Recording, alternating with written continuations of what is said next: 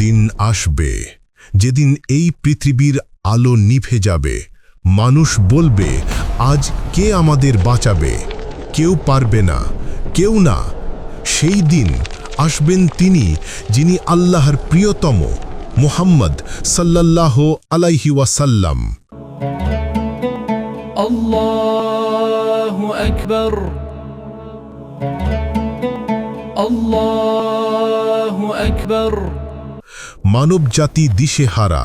নবী আদম থেকে শুরু করে ঈসা পর্যন্ত সব নবী বলছেন, আমি পারব না। কিন্তু তখন একটি নাম উচ্চারিত হবে, মুহাম্মদ সাল্লাল্লাহু আলাইহি ওয়াসাল্লাম।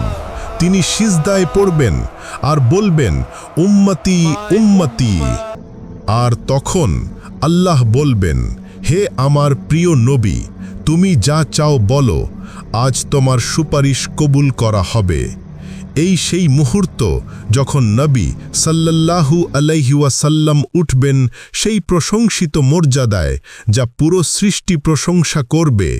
এটাই মাকামে মাহমুদা। আলহামদুলিল্লাহ।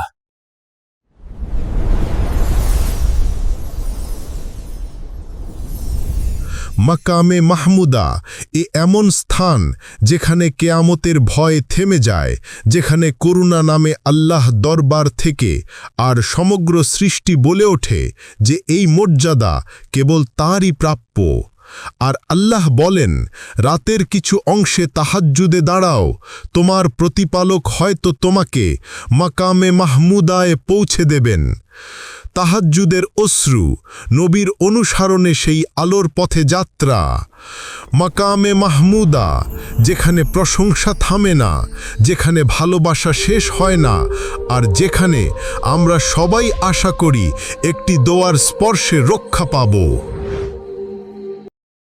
ফলো, লাইক, কমেন্ট করুন যেন এমন আরও কন্টেন্ট আপনার কাছে পৌঁছে যায়।